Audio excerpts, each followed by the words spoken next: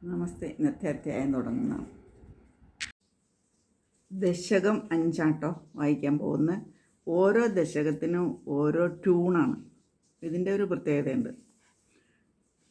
വ്യക്താവ്യക്ത ഇദം ന കിഞ്ചിദഭവത് പ്രാകൃത പ്രക്ഷയേ മായായാം ഗുണസാമ്യരുക്തവികൃതൗ ത്വയ്യാഗതായാം ലയം നോ മൃത്യുച്ച തദമൃതം ച സമഭൂത് ജ്ഞാനോന്നരാത്രേ സ്ഥിതി തത്രൈകസ്തമശിഷ്യതാ കില പരം നന്ദപ്രകാശാത്മനാ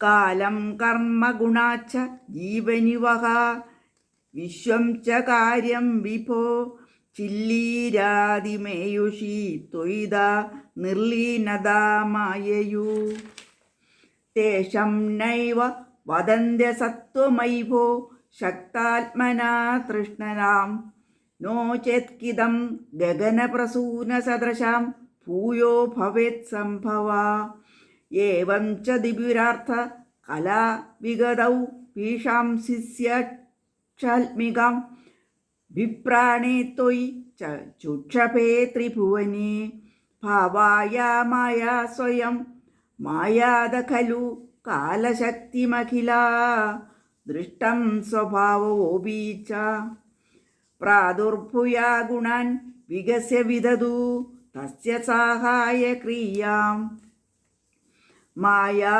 സന്നിഹിതോ പ്രവിഷ്ടവപുഷാ സാക്ഷിദീഗീതോ ഭവാൻ ഭേദൈസ്താം പ്രതിബിംബിതോ വിവിശവാൻ ജീവോപി നൈവാപരാം കാലാദിപ്രതിബോധിതാതാ ഭവതാ സഞ്ജോതിതാ ച സ്വയം മായാ സാ ഖലു ബുദ്ധിതത്വമസൃജാത് യോസൗ മഹാനുനിശ്ചിതേ തത്രാസൗ ത്രിഗുണാത്മകോ അഭിജിതമഹാൻ സത്വപ്രധാനാ സ്വയം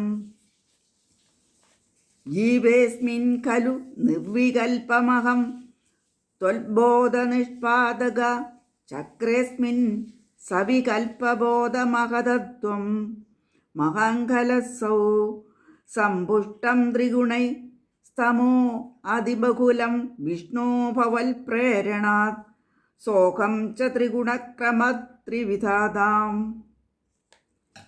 ഇതിൻ്റെ അർത്ഥമാട്ടോ ഞാൻ പറയാൻ പോകുന്നത്. ഇനി ഇതിൻ്റെ അർത്ഥമാട്ടോ പറയാൻ പോകുന്നത്. പണ്ട് പ്രാകൃത പ്രളയകാലത്ത് ഈ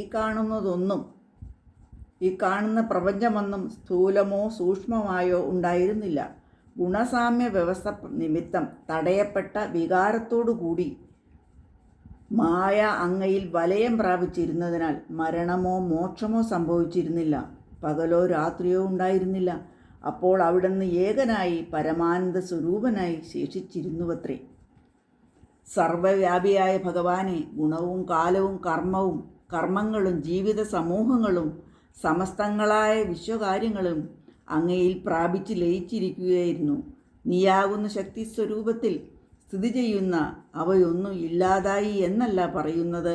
അങ്ങനെ അവയൊന്നും ഇല്ലായിരുന്നു എങ്കിൽ ആകാശപുഷ്പ സദൃശങ്ങളായി അവയ്ക്ക് വീണ്ടും എങ്ങനെ ഉൽപ്പത്തി സംഭവിക്കും? ഇപ്രകാരം 2 പരാർത്ഥകാലം കഴിഞ്ഞപ്പോൾ അവിടെ നിന്ന് സൃഷ്ടി നടത്തുവാനുള്ള ഇച്ഛാരൂപമായ കടാക്ഷത്തെ നിർവഹിച്ചു. അപ്പോൾ പ്രകൃതിയായ മായ 3 ലോകമായി പരിണമിക്കുന്നതിനായി സ്വയം ക്ഷോഭിച്ചു. അപ്പോൾ മായയിൽ നിന്ന് തന്നെ കാലവും എല്ലാ അദൃഷ്ടങ്ങളും സ്വഭാവവും ഉണ്ടായി. അവ ഗുണങ്ങളെ വികസിപ്പിച്ച് മായയ്ക്ക് സഹായകരമായ ക്രിയകളെ ചെയ്തു.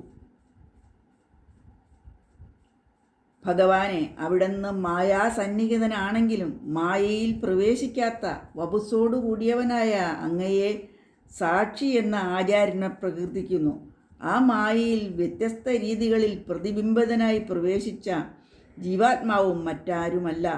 ആ മായയാകട്ടെ കലാദികളിൽ ഉണർത്തപ്പെട്ടവളായി അങ്ങയാൽ പ്രചോദിതയായി സ്വയമായി മഹത്വം എന്ന് പറയപ്പെടുന്ന ഈ ബുദ്ധിതത്വത്തെ സൃഷ്ടിച്ചു.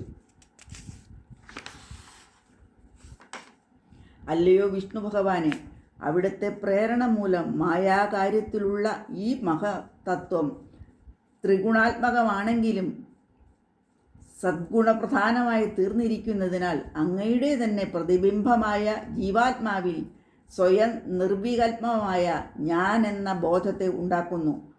അതുപോലെ ജീവാത്മാവിൽ മഹത്വം ത്രിഗുണത്താൽ സമ്പുഷ്ടമാണെങ്കിലും തമോ ഗുണത്തിൻ്റെ ആധിക്യമുള്ള അഹന്തവും അഹങ്കാരവും ഉണ്ട്. ഇതെല്ലാം ഗുരുവായൂരപ്പനെ വർണ്ണിക്കുന്നതാണ് കേട്ടോ. നമസ്തേ.